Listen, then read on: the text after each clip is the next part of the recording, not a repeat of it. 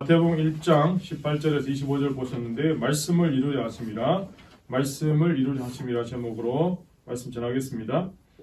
예전에 미국의 자동차왕 헨리 포드에 관한 일화인데요. 이분이 자동차를 이제 만들다 보니까 기발한 이 아이디어나 생각들이 늘 머리에 떠오르지 않겠습니까? 그런데 특별히 자다가 꿈에 많이 나타나니까 항상 잘 때 머리맡에다가 종이랑 연필이랑 손전등을 놓고 잔 거예요. 그래서 늘 생각이 자동차에 빠져 있으니까 꿈속에서도 자동차에 관한 생각들, 좋은 아이디어가 나타날 때가 많으니까 꿈에 나타나는 그 자동차에 대한 생각들을 빨리 잊어버리기 전에 적어야 되니까 그렇게 해서 머리맡에 늘 종이와 연필과 손전등을 준비해 놓았다. 이런 일화가 있었습니다. 그래서 아마 세계 최고의 자동차왕이 될 수 있었던지도 모르겠습니다.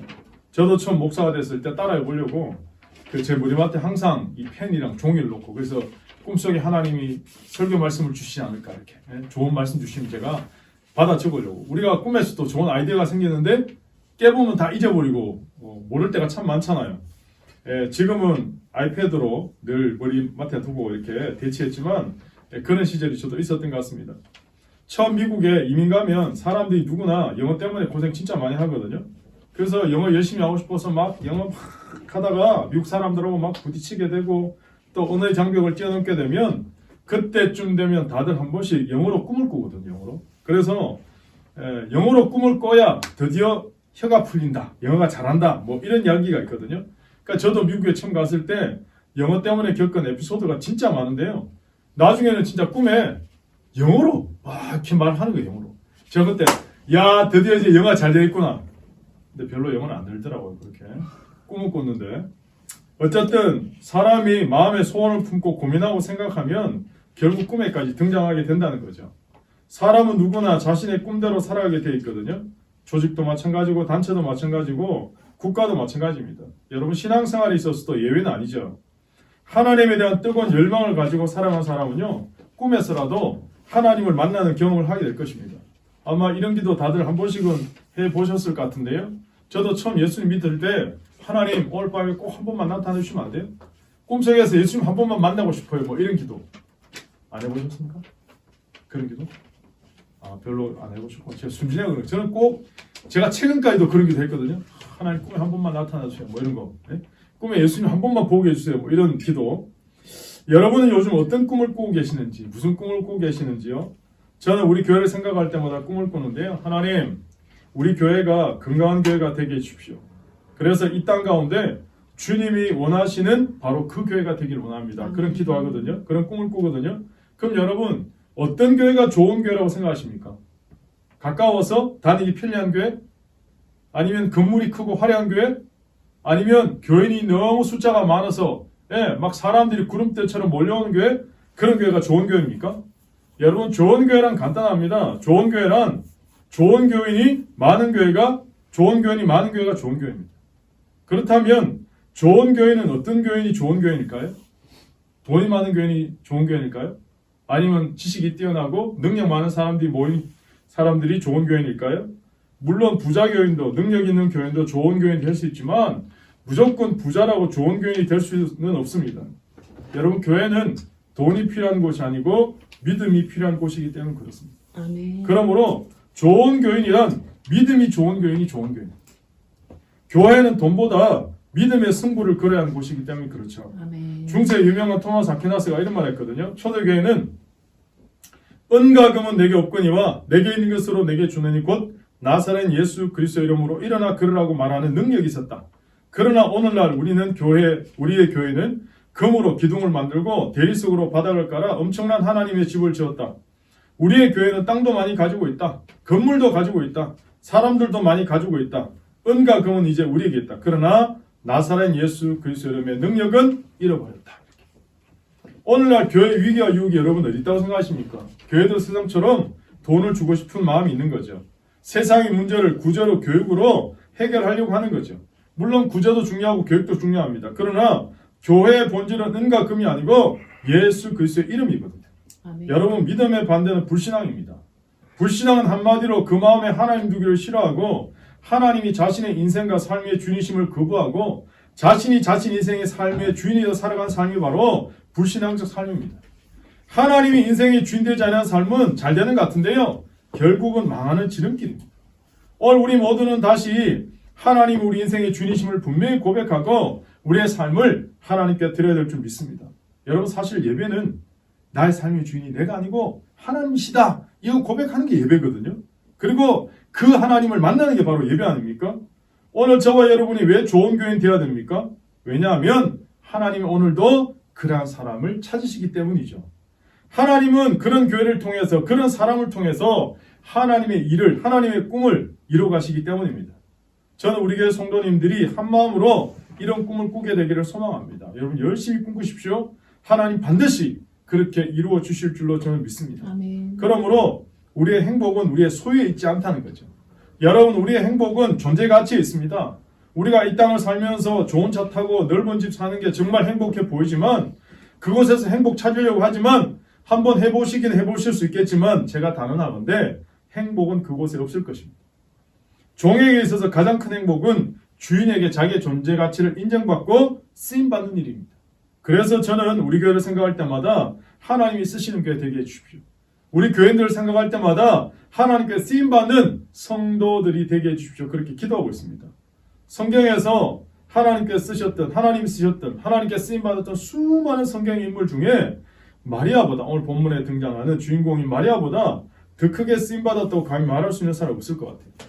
왜냐하면 구약에서부터 예언되어져 온 메시아 인류를 구원하기 위해서 오신 그 예수님을 잉태하는 데 쓰임받았기 때문이죠.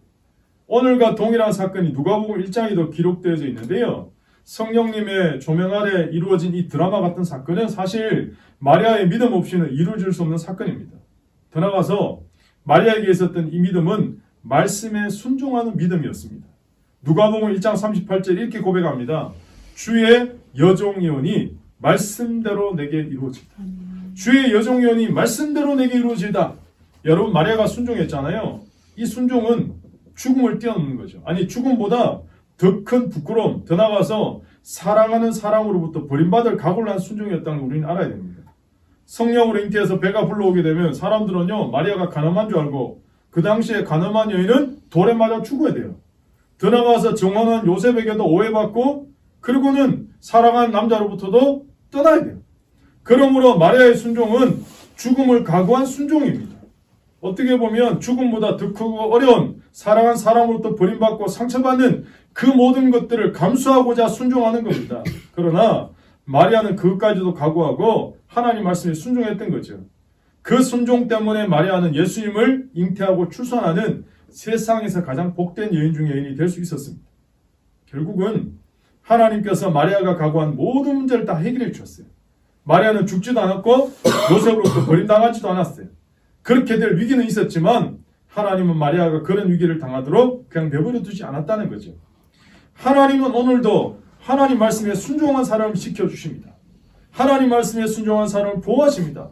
하나님 말씀에 순종하도록 오히려 능력도 주시고 그것을 할 수 있는 은혜도 베푸신다는 거죠. 여러분 말씀에 순종하는 일은 어떻게 보면 굉장히 힘들고 십자가를 지는 일 같습니다. 그런데요 예수님의 멍에는 메고 가면 가벼운데 놓고 가면 그리고 끌고 가면 무거운 특징이 있다는 거죠. 말씀대로 사는 것이 부담스럽고 힘들어 보여도 그곳에 생명이 있고 참 행복이 있는 것입니다. 우리가 말씀대로 살지 않고 나의 요령이나 방법대로 세상의 방식대로 살면 잘 살 것 같은데 천만에 그렇지 않습니다. 오늘 성경을 보시면 마리아가 자신의 방식대로 살았습니까? 오히려 자기 몫에 텐 십자가 지고 순종하기로 결단한 여인이었습니다. 신약 성경의 마리아처럼 예수님의 말씀에 순종했던 대표적인 인물이 바로 우리 2025년 우리 표의 주인공인 베드로입니다. 누가복음 5장에 예수님과 베드로가 만나는 유명한 장면이 등장하거든요. 아니 밤새도록 물고기 한 마리 못 잡았어요. 아니 잔뼈가 굵은 어부고 수산 어깨에 큰 손인데 예수님 한 마리도 물고기 못 잡았는데 예수님 오셔서 갑자기 깊은 데로 가서 그물을 내려보래요. 성경에 보면 베드로가 갈등하고 그물을 내렸다든가 예수님한테 따져 물었다 이런 장면이 없어요. 그냥 순종하고 말씀을 의지해서 그물을 내린 거예요. 여러분 예수님의 직업은 아시죠? 목수입니다. 목수. 그것도 현재 목수가 아니고 전직이 목수입니다. 베드로의 직업은 현직 어부입니다. 어부. 적당한 어부도 안 해요. 밤새도록. 저 같으면 그냥 물고기 안 잡히면 그냥 오늘만 날이냐? 그리고 집에 가서 그냥 자고 다음에 오지. 그럴 수도 있는데, 아니, 날이 새도록, 밤새도록 그물질한 거야. 그러니까 얼마나 근성이 있습니까? 뱃사람으로 뼈나 잔뼈 굵은 사람 아닙니까? 어릴 때부터 그 갈릴리 어부 출신이니까. 여러분, 전직 목수가 근성 있는 현직 어부에게 깊은 데로 가서 그물 내려 고기 잡으라. 여러분 같으면 그 말 귀담아 들었겠습니까? 아유, 예수님 그냥 말씀이나 잘 전하시고 성경 이야기나 하시고 다른 이야기 하십시오. 고기는 제가 더 잘 잡습니다. 사실 어제는 별로 운도 없고 실수한 날인데 1년에 몇 번 그런 날 있을 수도 있지만, 그렇다고 예수님 나한테 갑자기 깊은 데로 가서 그물을 내려 고기를 잡으라고요? 지금 이 시간이면 깊은데 물고기 없어요. 고기 잡는 일은 제가 예수님보다 더 잘해요. 오히려 제가 예수님 가르쳐 드려야 되는 거 아니에요? 여러분, 이게 상식적인 이야기예요. 근데 이상하게 베드로는 뭐라고 고백합니까? 선생님이요, 우리들이 밤이 맞도록 수고를 하였을 때 얻은 것이 없지만은 말씀에 의지하여 내가 그물을 내린다. 우리 2025년 우리의 표가 말씀에 의지하여 인생의 그물을 내리라거든요. 베드로가 말씀에 의지해서 내가 그물을 내리겠다 고백한 거죠. 이 말을 잘 묵상해 보면, 그래, 맞아, 내가 고기 잡는 데는 전문가이긴 하지만 그러나 주님이 말씀하셨으니까 내가 순종해야지. 그럼 그물을 내린 거예요. 여러분, 말씀에 순종하는 건 대단히 중요한 문제거든요. 순종은 이해가 돼도 순종하고 이해가 안 돼도 순종하는 걸 믿음이라고 해요. 여러분, 이해가 돼서 순종하는 거 믿음이라고 말하지 않아요. 이해되면 다 하죠. 누구든지 할 수 있습니다. 그러나 이해가 안 되는데 순종하는 것을 믿음이라고 합니다. 하나님 말씀대로 순종하는 거죠.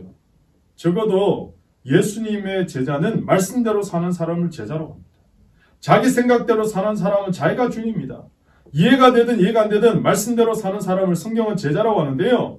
그렇게 살면 그때는 잘 이해가 다 안 되는데 시간이 지나보면 그렇게 살면 나중에는 그게 그거였어 깨달아집니다. 은혜가 됩니다. 베드로는 말씀에 순종해서 자기의 평생에 경험할 수 없는 기적을 경험하게 되죠. 베드로가요, 이 엄청난 기적을 경험한 후에 친구들이 막 물고기 이만큼 잡았다. 우와. 그런데 그 물고기 잡은 게 중요한 게 아니고 예수님이 다시 보이는 거예요. 성경에 이렇게 나옵니다. 그 기적을 경험한 후에 시몬 베드로가 이를 보고 예수의 무릎에 엎드려 이르되 주여 나를 떠나소서 나는 죄인으로소이다. 평생에 경험할 수 없는 그마한 물고기 잡은 다음에 와 내가 물고기 잡아서 오늘 땡 잡아서 대단해 막 박수치고 난리 나고 막 춤추는 게 아니고 오히려 영적인 눈이 열린 거예요. 영적인 눈이. 그리고는 선생님이라고 불렀던 예수님한테 주님이라는 고백으로 엎드려서 자기 죄가 보여요. 나는 죄인입니다.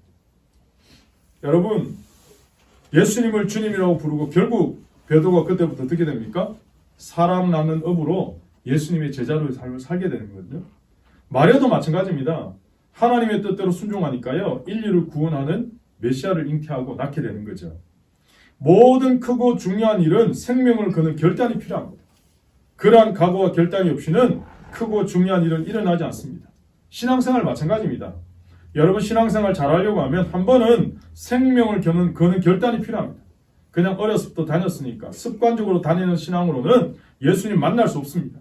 그저 예수님 믿는 거 좋은 일이지 하는 정도의 마음 가지고 신앙생활 하는 것은 시간과 세월을 낭비하는 일이 됩니다. 그런 신앙은 아무리 세월이 흐른다고 해도 예수님을 만나는 신앙이 일어나지 않기 때문입니다. 평생을 믿는다고 하는데요. 예수님을 제대로 만나지도 못하고 습관적으로 형식적으로 신앙생활 하는 사람들이 우리 주변에 얼마나 많은지 몰라요. 신앙에는 결단이 필요합니다. 신앙에는 생명을 거는 용기가 필요합니다. 그래야 예수님을 만날 수 있습니다. 그렇지 않으면 평생 예수님을 스쳐 지나갈 수는 있어도 예수님을 만날 수는 없기 때문입니다. 자, 고등학교 3학년 때 교회를 처음 다녔을 때 제가 다닌 교회가 그렇게 규모가 큰 교회가 아니었거든요. 고등부가 한 4, 50명, 중등부도 한 그 정도 나왔는데요. 지도 교육자가 없었어요. 그러니까 설교를 누가 하시냐? 고등부 부장 집사님이 하시든지 장로님 모셔서 설교하는 거예요. 그러니까 제 기억으로는 고등부 부장 집사님께서 그때 어느 고등학교 선생님이셨는데 대학생 CCC 그 출신이 있어요. 어느 날 이분이 사행을 가지고 이제 설교를 하시는데 그때 이제 그 한 자락이 기억이 나는 거예요. 예수님을 믿는 것을 한번 결단하고 목숨을 걸어도 좋은 일이다. 이렇게 하시면서 혹시 오늘 우리 고등부에 하나님을 경험하지 못한 사람이 있으면 오늘 밤에라도 집에 가서 하나님께 간절히 기도하고 하나님 만나고 싶다고 그렇게 기도하고 한번 결단해보라고. 그러면 하나님을 만나는 역사를 경험하게 될 거라고 그렇게 권면하셨는데 그날따라 그 말이 제 이 머리에 탁 들어온 거예요. 그래서 저는 그 말을 그대로 실천하기 위해서 집에 가서 부모님들 다 동생들 자는 걸 다 확인한 다음에 정말 그 밤에 정말 간절히 기도했거든. 하나님 오늘 이 밤에 한번 만나고 싶습니다. 물론 그때는 별 어떤 반응이나 역사를 경험하지 못했어요. 근데 저희 고등학교 3학년 친구들이 일명 야간 자율학습 끝나고 나면 걸어서 한 10분 정도 교회를 가게 돼요. 그럼 바로 집에 가는 게 아니고 고3 한 4명, 5명 친구들이 항상 교회 가서 십자가 불만 켜져 있는 그 본당에 가서 4명, 5명 친구들이 각자 자리를 잡고는 한 1시간씩 개인 기도를 하는 거예요.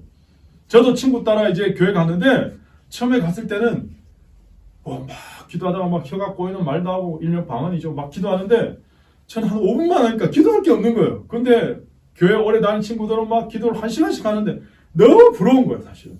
근데 제가 그렇게 매일 친구들과 함께 야자가 끝나면 10분씩 걸어서 교회 가서 그렇게 항상 본당문이 열려 있었으니까 기도했거든요. 저는 지금 돌아봐도 제 평생의 경험을 하나님의 은사를 그때 다 경험했다고 할 정도로 그때 정말 뜨거운 시간이었어요. 1년 동안. 여러분의 신앙생활을 어떠 하십니까? 마리아와 같은 각오와 결심 있는 신앙생활입니까? 아니면 형식적인 신앙생활입니까? 만약 우리의 신앙이 형식적인 신앙생활에 속한다면 오늘 이 말씀 들으시고 우리의 삶의 방식을 한번 바꿔보실 수 있기를 바랍니다. 하나님 말씀에 한번 생명을 걸어보실 수 있기를 바랍니다. 죽으면 죽으리라고 말씀에 한번 순종해 보세요. 놀라운 일이 일어날 겁니다. 왜냐하면 믿음에는 언제나 기적이 따르기 때문입니다. 예수님 당시에 베단이라는 동네가 있었거든요. 요즘 말로 말하면 판자촌 같은 마을인데 3남매가 살고 있었어요. 오빠 나사로, 언니 마리아, 여동생 마리아. 마르다, 여동생 마리아. 근데 어느 날 집안 가장 역할을 하는 오빠 나사로가 심각한 병에 걸렸어요. 아니 자매들이 적시로 예수님한테 빨리 와서 도와달라고 SOS 요청을 했거든요. 근데 예수님이 그 이야기를 들으시고는 이 병은 죽을 병이 아니라 하나님의 영광을 위하며 하나님의 아들이 이로 말미암아 영광을 받게 하렵니다. 이런 말 하시고는 우리가 볼 때 그냥 민기적거리는 것처럼 안 가시는 거예요.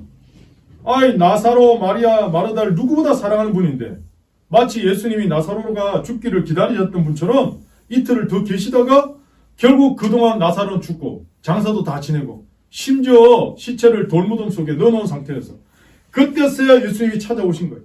여러분 마리아 마르다 입장에서 얼마나 마음이 아팠을까요?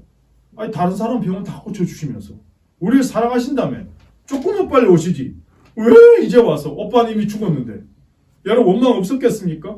심지어 동네 사람들까지 그 가정을 위로한다고 와서 막 비통하고 우는 거 보고는 예수님이 나사로 무덤 앞에 쓰여서 마르다한테 이렇게 말씀하세요. 내 말이 네가 믿으면 하나님의 영광을 네가 믿으면 하나님의 영광을 보리라 그렇게 말씀하세요. 예수님이 그 앞전에 마르다한테 이렇게 말씀하시거든요. 나는 부활이요 생명이니 나를 믿는 자는 죽어도 살겠고 무릇 살아서 나를 믿는 자는 영원히 죽지 아니하리니 이것을 네가 믿어. 마리아에게 물으셨던 그 질문을 다시 한번 상기시킨 선언이거든요. 사랑하는 여러분, 우리가 예수님 믿잖아요. 하나님 믿잖아요.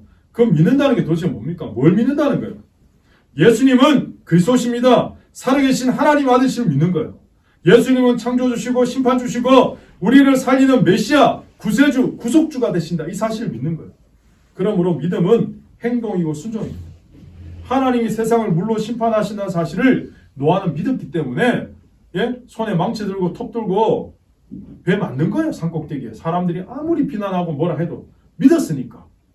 우리는 하나님 말씀 그대로 즉시 순종해야 됩니다. 순종을 조금이라도 미루는 것은 위험한 일입니다. 여러분에게는 하나님 말씀을 미루다가 결국 순종하지 못했던 경험들이 있으십니까? 천천히 하지 뭐. 나중에 하지 뭐. 이 다음에 해도 돼. 이런 말들이 우리 신앙생활의 치명적인 함정이라는 걸 우리는 알아야 됩니다. 신앙은요. 결단입니다. 결단. 즉시 결단하고 순종해야 하나님 말씀대로 살 수 있습니다.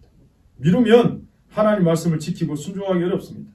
하나님 말씀들은 그때 결단하고 순종하지 않으면 뒤로 미루면 점점 더 힘이 들고 어려워지기 때문에 결국 못하게 돼요. 우리가 말씀 예제에서 인생의 그물을 내립시다 하고는 성경 1독 100일 프로젝트 하잖아요. 그러면 같이 지금 성경을 읽어야 돼요.